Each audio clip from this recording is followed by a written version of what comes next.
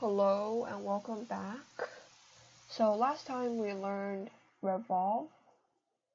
So this time we will learn revolve cut. So opening a new document.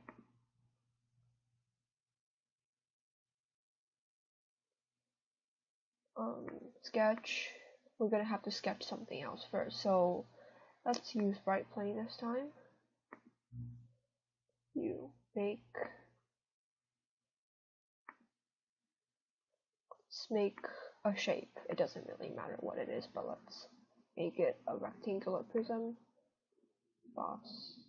Extrude 1 inch. That'll work. So what you do is you click on the surface and then you're going to go back to sketch and you're going to sketch a line like we did with revolve.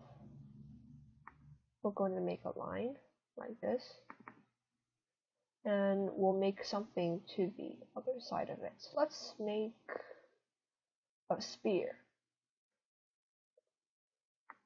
So we're going to make